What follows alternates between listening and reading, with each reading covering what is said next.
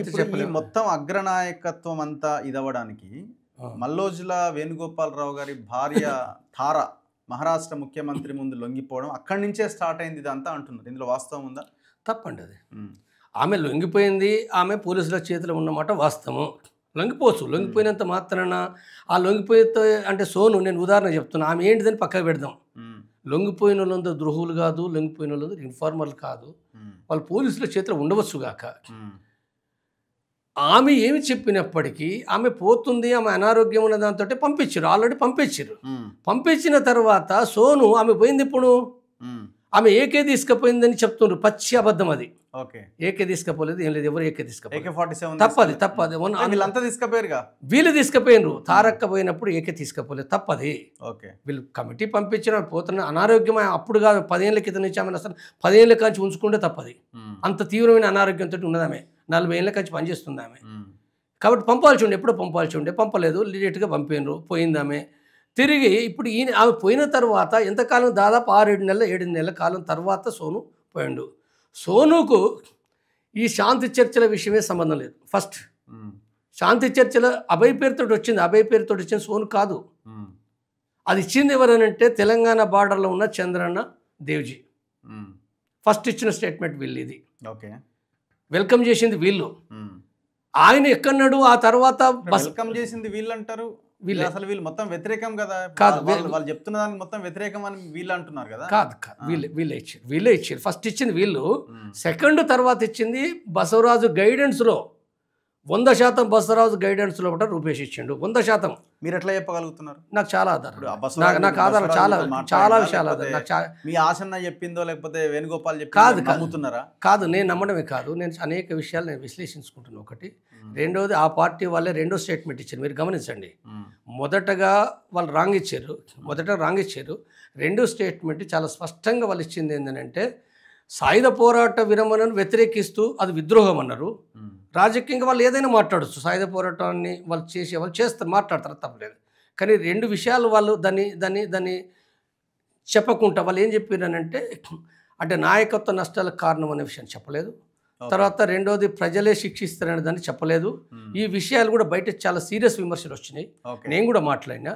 కాబట్టి ఇది ఏదైతే చాలా తప్పది. తర్వాత ఈజీగా అంటే నేను ఎట్లా చెప్పడం అని కాదు, ఇప్పుడు నేను నిన్నే ప్రశ్నిస్తా, నేను ఎట్లా చెప్పడం అని కాదు, అసలు ఆశనే చెప్పుడు కాదు, జవాబు ఆశనే చెప్తాడు. అంటే నువ్వు టెర్రరిస్ట్ అని చెప్పి నీ పైన ఒక నేరారోపణ చేసి నువ్వు నిరూపించుకుంటే నువ్వేం నిరూపించుకుంటావు? నేను అంటే నీ ఇష్టం ఉన్నట్టుగా నువ్వు మాట్లాడతావా? టెర్రరిస్ట్గా నీ ఇష్టం ఉన్నట్టు మాట్లాడతావా? రైతులు ఉద్యమం చేస్తున్నారు కాబట్టి నువ్వు టెర్రరిస్టు, లేకపోతే ఇంకొకటి కాబట్టి నువ్వు టెర్రరిస్టు, నువ్వు నిరూపణ చేసుకో. ఇప్పుడు వీళ్ళు కాబట్టి ఇక్కడ చాలా రాంగ్, అట్టర్లీ రాంగ్. ఇది ఎప్పటి స్టార్ట్ చేసింది ఇది అంటే సోను ప్రకటన ఇచ్చినప్పటి నుంచి మొదలుపెట్టారు. సోను ఎప్పుడైతే అభయ్ ప్రకటన ఏదైతే సెప్టెంబర్ 16కు వచ్చిందో, ముందు ఫేక్ అన్నారు, ఆడియో ఇస్తే ఫేక్ అన్నారు, తర్వాత తారక్క కథ మొదలుపెట్టారు, తర్వాత ఏజెంట్ అన్నారు, ఈయన ఎప్పుడో పోయి మహారాష్ట్ర పోలీసుల కాడ ఉన్నారన్నారు. ఇదేం కథ? ఇవన్నీ కథలు సృష్టించిన వాళ్ళు, ఇది తప్పుడు పద్ధతి కదా. తర్వాత ఒక పార్టీలో నేనెట్లా చూస్తానంటే, నేను పార్టీ నుంచి బయటకు వచ్చిన, కానీ కమ్యూనిస్ట్ అంటే అవగాహన చాలా స్పష్టంగా ఉండాలి. ఇష్టం ఉన్నట్టుగా అనుమానించుడు కాదు, ఇష్టం ఉన్నట్టు అనుమానిస్తే ఒక్కడు కూడా పని చేయడంటారా నేను. అట్లా చేయాలనుకుంటే మావోయిస్టు పార్టీ అంటే అనేక మంది చనిపోయారు నాయకులు, షెల్టర్కి ఎట్లా పోతాం, ఎవరితో ఎట్లా మాట్లాడతాం, ఎవరిని ఏ రకంగా చేయాలి? నీ ఇల్లు ఉంది, నీ ఇంటి పక్కన నీ బంధువులు వచ్చారు, నీ ఇంట్లో పట నువ్వు వాళ్ళు వెళ్ళిపోయిన తర్వాత దొంగలు పడ్డరు, ఏం చెప్తావు నువ్వు? నీ బంధువులు అని అంటావా వెంటనే? ఇప్పుడు వాళ్ళకి ఏ సంబంధం లేదు అంటున్నారా? ఏం సంబంధం లేదు, తప్పది, 100% అబద్ధాది. నేను సంబంధం కాదు, నేనేమంటున్నట్టే రఘు గారు, నేను ఈ సందర్భంగా చెప్పిందంటే మూర్ఖమైన ప్రకటన చేయొద్దంటాను నేను. మూర్ఖమైన తోటి సహచరుల పైన, నిజాయితీగా ఉండే వాళ్ళపైన నువ్వు చేయాలనుకుంటే జడ్జ్ చేయి, అనేక విషయాలు జడ్జ్ చేయి. నువ్వు ఏం మాట్లాడతావు? అంటే ఇప్పుడు పోలీసులు అదుపులో ఉన్నప్పుడు వాళ్ళు పెట్టే టార్చరో ప్రెజరో భరించలేక కొన్ని విషయాలు చెప్పుండొచ్చేమో. వాళ్ళు ఇప్పుడు 300 మంది పోయినరండి, ఉత్తగా మిగిలిన 300 మంది తెలివి తక్కువలుగా పనికిరాని విధవాలుగా చూడకూడదు. వాళ్ళు రాష్ట్ర కమిటీ మెంబర్లు, జిల్లా కమిటీ మెంబర్లు, 3 జిల్లా కమిటీ మెంబర్లు, 40 ఏళ్ళ కంచి పనిచేసే మెంబర్లు, వాళ్ళకు చైతన్యం ఉంది. నువ్వు అంత ఈజీగా మాట్లాడతావని అంటే మరి నీతోటి నువ్వు ఎవరినరిగా అంటే తెలుగు నాయకులు తప్ప ఎవడు లేడన్నట్టుగా ఆ మావోయిస్టు పార్టీని మనం ఎట్లా అర్థం చేసుకుంటున్నాం? మనం ఏ పద్ధతిలో అర్థం చేసుకుంటున్నాం? వాళ్ళకు చైతన్యం ఉంది, వాళ్ళకు కొన్ని ఆలోచనలు ఉన్నాయి, అనేక సంఘర్షణ జరుగుతుంది. ఆ సంఘర్షణ అనేది అవుతుందో వాళ్ళకి ఇప్పటి నుంచి కాదు, ఈ ఈ మొత్తం కూడా మావోయిస్టు పార్టీ భవిష్యత్తు గురించి చాలా కాలం చర్చ జరుగుతుంది. ఈ చర్చ నేపథ్యంలో బసవరాజు కూడా స్వయంగా మాట్లాడినట్టున్నా నేను స్వయంగా మాట్లాడిండు. ఆయుధ విసర్జన ఒకటే కాదు, ఆయుధ విసర్జన మాట్లాడేది అందరికీ తెలుసు, 100% తెలుసు అంటున్నాను నేను. చెప్పు దేవ్జీని కానీ ఎవరన్నా ఆయన ఏం మాట్లాడలేదన్నది. తర్వాత నెక్స్ట్ ఆయన మాట్లాడితేనే, ఆయన మాట్లాడకుండా రూపేష్ స్టేట్మెంట్ ఇచ్చిండా. ఇప్పుడు రూపేష్ ఏమంటుండు, కలవడానికే ఇబ్బందికరమైనటువంటి పరిస్థితులు ఉన్నాయని ఒకవైపున చెప్తున్నాడు. మరి కలవడానికే ఇబ్బందిమైన పరిస్థితులు ఉన్నప్పుడు మరి బసవరాజు ఇది చెప్పిండు అది చెప్పిండు అని మనం ఎట్లా లేదు, వాళ్ళు కలిసి ఉన్నారు. వాళ్ళు ఇప్పుడు బసవరాజు ఎక్కడన్నాడు, మాడుల కదా. ఇప్పుడు రూపేష్ ఎక్కడ, దాదాపు మాడు, ఉత్తర బస్తరు వీటికి సంబంధించిన ఒక ఇన్ఛార్జ్. ఆయన ఇన్ఛార్జ్ అక్కడ స్టేట్ కమిటీలో భాగం కూడా ఆయన ఇన్ఛార్జ్ ఉన్నాడు. కాబట్టి ఆయన చాలా నమ్మకమైన వ్యక్తి. రూపేష్ బసవరాజుకు నమ్మకమైన వ్యక్తి. ఎన్కౌంటర్ కంటే చాలా ముందు కూడా, వారం రోజులు 5-6 రోజుల ముందు కూడా, 5-6 రోజుల ముందే నాకు తెలిసింది ఆయన స్వయంగా బసవరాజు కలిసి వచ్చాడు, స్వయంగా కలిసిండు. ఆయనే వివిధ ఈయన ఒక్కడే కాదు, అక్కడ రాష్ట్ర కమిటీ మెంబర్లు ఉన్నారు, తర్వాత ఇంకా వేరే సీసీ మెంబర్, ఇప్పుడు నేను పేరెందుకు చెప్పాలి కదా, సీసీ మెంబర్లు ఉన్నారు. ఒకదానికి ఆన్సర్ చెప్పండి. మావోయిస్టు పార్టీలో ఉన్న ఈ భయంకరమైన ఈ దాడులు, వాళ్ళు నష్టపోవడానికి ప్రధానమైన కారణం పార్టీలో కోవట్లే మొత్తం నాశనం చేసిరు పార్టీని. దీన్ని అంగీకరించరా మీరు? అంటే ప్రతి దాంట్లో కోవట్లు ఉంటారు, ప్రతి దాంట్లో మైనస్ ఉంటుంది, ప్లస్ ఉంటుంది. ఇందులో కూడా ఉండొచ్చు కదా, అట్లా అనుకోవడానికి అవకాశం లేదా? కోవట్లు ఉన్నారనే విషయం వాళ్ళే చెప్తున్నారు కదా. కోవట్లు ఉన్న విషయము వాళ్ళే చెప్తున్నారు. వాళ్ళ స్టేట్మెంట్లో, రూపే స్టేట్మెంట్లో ఉంది. ఎప్పుడు కంపెనీ నుంచి కమిటీ మెంబర్స్ లొంగిపోయారు. కంపెనీ కమిటీ అంటే మన బసవరాజు తోటి ఉండే వాళ్ళు ఎవరైతే ఉన్నారో అప్పటిదాకా ఉన్న నమ్మకమైన వాళ్ళే వాళ్ళు వెళ్ళిపోయిన దాంట్లో కూడా స్పష్టంగానే ఒకరు మాత్రం స్వయంగా డేరాలోకి తీసుకొచ్చిండు కూడా, అది స్పష్టంగానే ఉంది. సరే, ఇప్పుడు మీరు ఆశన్నని, వేణుగోపాల్ని, వీళ్ళందరినీ తప్పుగా మాట్లాడొద్దు వాళ్ళ గురించి అని మీరు చెప్తున్నారు. మరి ఏకంగా మావోయిస్టు పార్టీని ఒక లేఖ విడుదల చేసింది కదా, వీళ్ళు ఈ రకంగా పార్టీకి నష్టం చేసి బయటికి వెళ్ళిపోయారు, రాజ్యంతో చేతులు కలిపారని. పార్టీ అంటే మరి దాన్ని మీరు పరిగణలోకి తీసుకోరా?